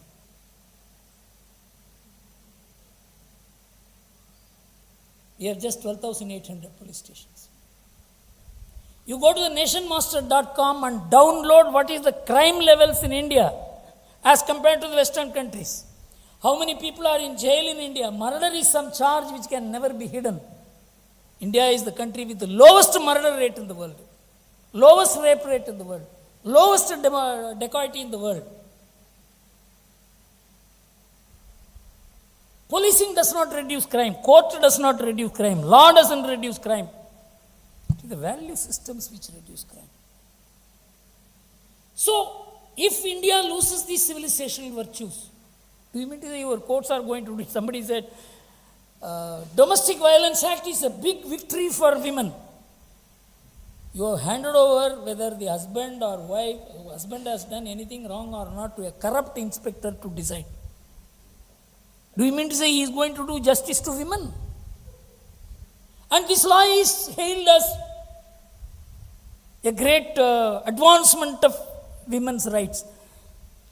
How carbon copying of the ecosystem in the West to an unsuitable, inappropriate, culturally different ecosystem. We have our problems. I'm not saying every society has problems. Which society doesn't have a problem? American problem can never be resolved. You know, Robert Epstein, you can go and see. He has made a study how to make the American marriages work. He said the only way is they should follow Indian marriage system. But it is not possible to restore relationships here. Because in India, a boy or a girl is chosen by the entire family.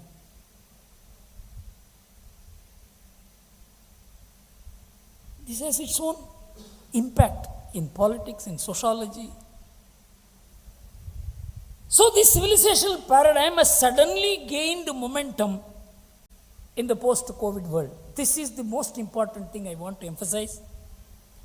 And Western liberal democracy and Indian civilizational democracy both have to work together if autocracy has to be resisted. You cannot be any more certifying whether I am liberal or not, whether I am following human rights or not. Without me, you cannot fight China. This is the USP of India. This is a strategic position which we have gained.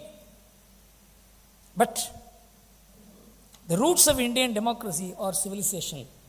The very institution which used to abuse us.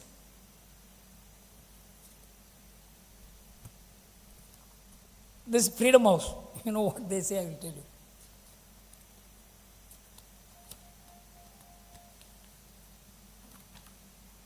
The Freedom House in its report, World Annual Survey of Political and Civil Liberties in 1999-2000. The annual survey continued to reveal interesting patterns in the relationship between cultures and political development. It said while there are broad differences within civilizations, while democracy and human rights find expression in a wide array of cultures and beliefs, the survey shows some important variations in the relationship between religious belief or tradition and political freedom. The survey found that as of 1999-2000, there is a strong correlation between electoral democracy and Hinduism, and there is a significant number of free countries among traditionally Buddhist societies and those in which the Buddhism is widespread, like Japan, Mongolia, Taiwan, and Thailand. This is civilization. If India has 90% Muslims, do you mean to say there will be democracy in this country? Let's be clear. There is a civilizational drive. You cannot atomize India into 130 crore Indians. They will have relationships. We need a very courageous intellectualism in India to comprehend this, to articulate this, to speak the truth. Are we capable of producing such individuals, intellectuals, institutions? That is the test. We are going to be one of the major influencers of the course of events in the world. And it goes on to say how there are World Bank researchers. One Ramya Parsarji has produced a beautiful paper as to how a democratic spirit is inherent in India. Because we can keep on talking without exchanging blows. One of my friends used to say, I don't know how in the South people you keep on abusing each other but you don't exchange one blow. I said that is our democracy. In fact, Amartya Sen calls it the argumentative Indian. Many people do not even know how Amartya Sen won his Nobel Prize. He won the Nobel Prize by comparing India and China. The Great China Famine of 1957 to 1960, in 3 years, 35 million people died of hunger. The news came out only in 1978 when Deng Xiaoping disclosed it to the world. He compared it with India. If there is one Kalahandi death in hunger, the parliament will stop. Food will be airlifted. That is why market works in India. This was his theory on which he was given Nobel Prize. But the same man will abuse India and say China is growing. Why will it not grow? If you are constructing a dam in 48 years and they do it in 10 years, they will fly, you will only grow. So my appeal to you is, we have to think afresh. You know, Maharishi Aurobindo had come to India in come to Pondicherry in 1909. He was a great intellectual, foreign educated. Revolutionary movement. Everybody was looking to him for guidance. He was looking to one madman called Swamy, about whom Subramanya Bharati has written poems. He was a madman. He was a mystic. He used to throw stones. He used to laugh. Aurobindo said, this man is going to show me the way. Everybody thought Aurobindo has lost all his senses. So Aurobindo was sitting at the back of his house and having a cup of tea. So Swamy came and lifted the teacup in front of Aurobindo and showed it was full. He emptied it and showed it to him. Lifted the teacup and went away. Aurobindo said, I have got my message. His friend said, you lost your tea. Please tell us what is the message you got.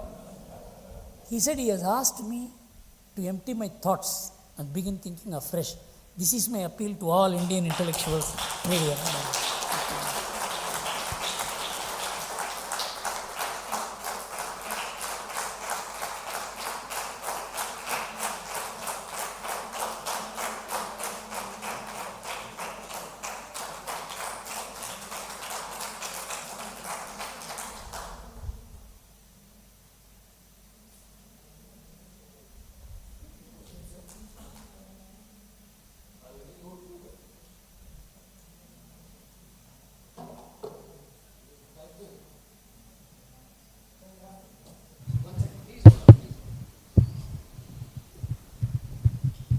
Thank you, Mr. Gurumurthy. I think it was spellbound. All of us were spellbound by your speech today. Thank you so much for enlightening us.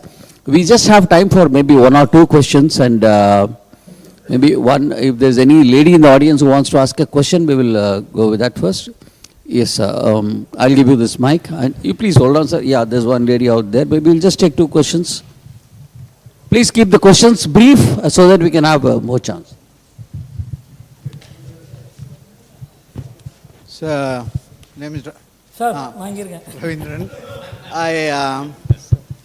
What you made is an excellent point, that impersonal thought underlying economics will lead to breakdown of the society itself. And that is true even in science. Even in science, the world has come to global economic, environmental, climate crisis because what underlines science, they think is objectivity by impersonal thought. On the contrary, the life is run by people, and you cannot impersonalize the world, be it in economics, be it in science.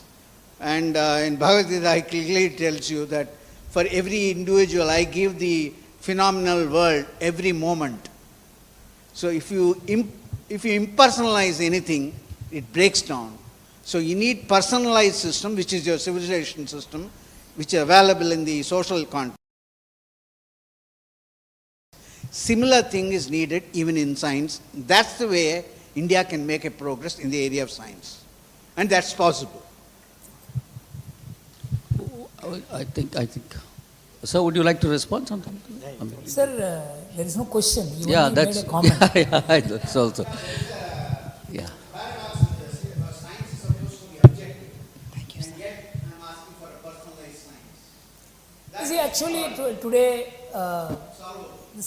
there is a vast body of, for example, in 2015, if you remember right, I read an article in the Hindu about what the Science magazine spoke about surgical interventions.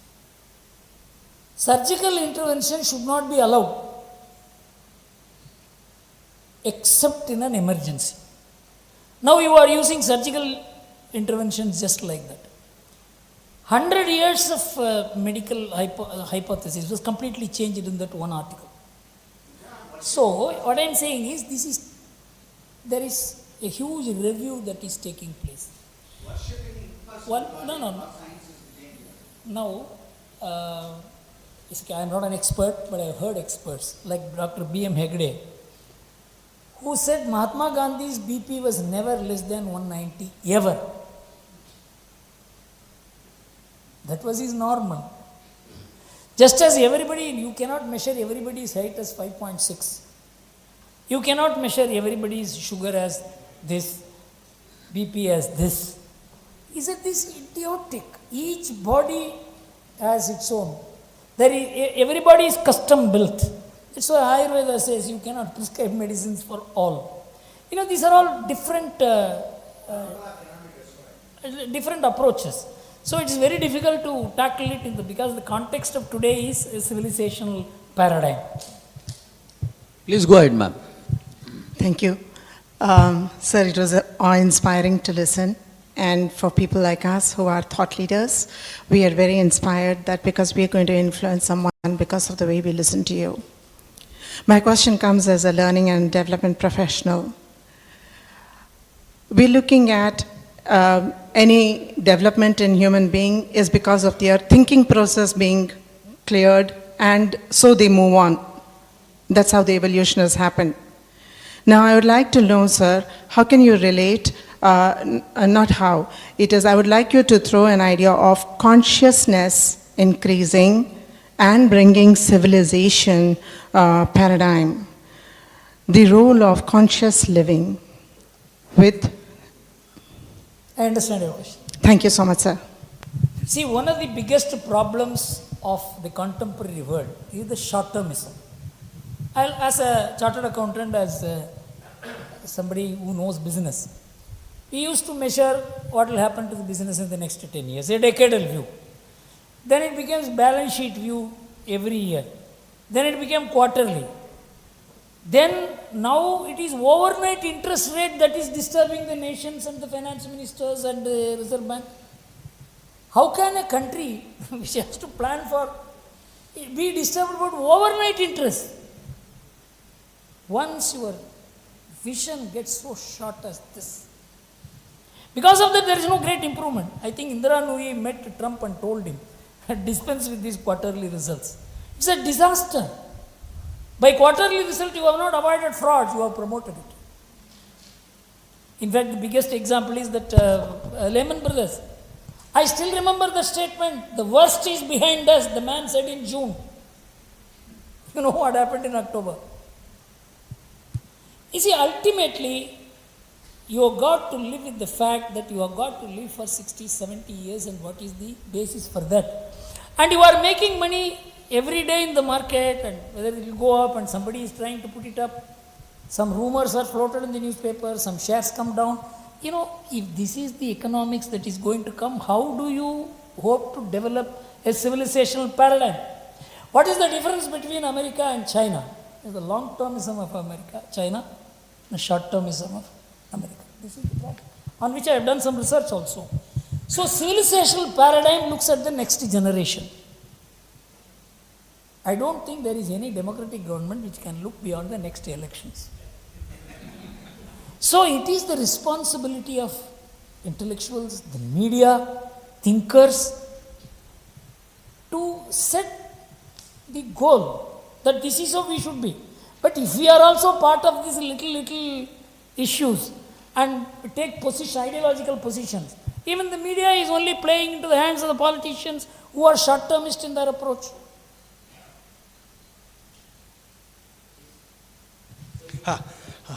Hello, sir.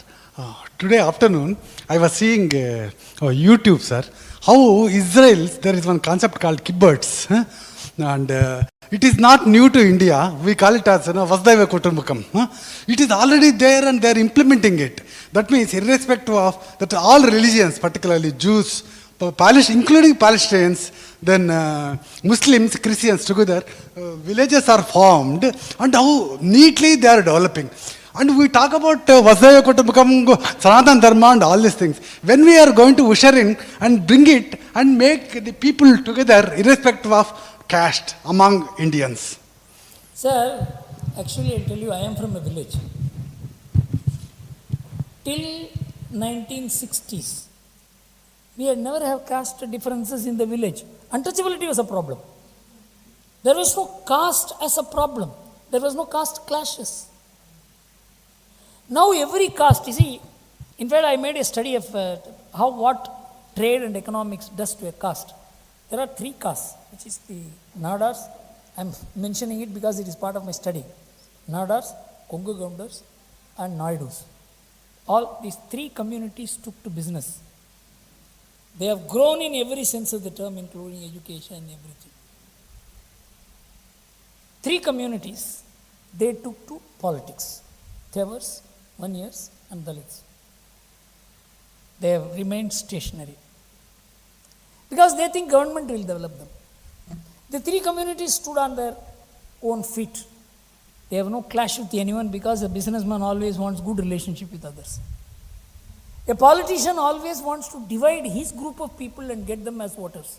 So politics, caste in politics is dangerous, caste in economics is development. This is my theory. I have studied it in Ramgarhia community, with Patels, all over the country. So you must see how you can use your relationship.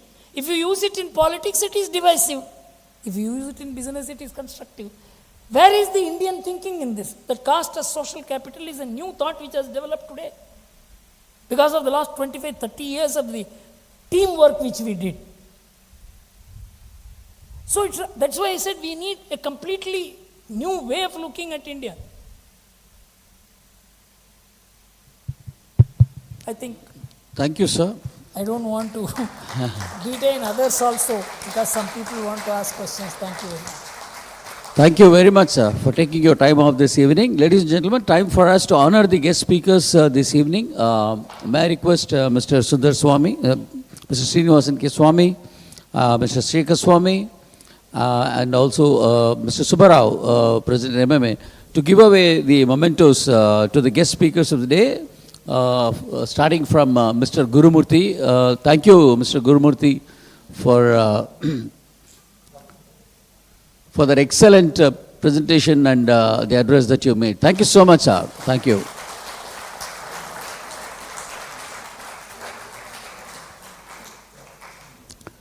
Now, request Mr. Murli to accept a memento from us. Thank you so much, sir, for sharing your personal insights into the life of Mr. Swamy and Mr. Rajan as well. Thank you so much, sir, for sharing your relationship with Mr. Swamy.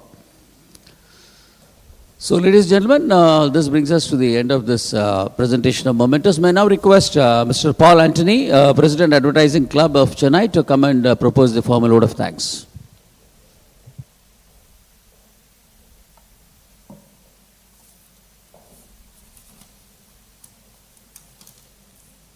A very good evening to everybody.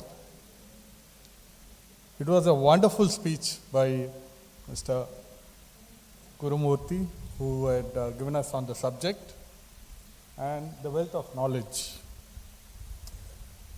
At the outset, I would like to express our sincere gratitude to Mr. Gurumurthy for accepting this invite and delivering a wonderful lecture this evening on the third memorial R.K. Swamy lecture and enlightening us with some wonderful insights. Thank you, sir, very much for this beautiful evening.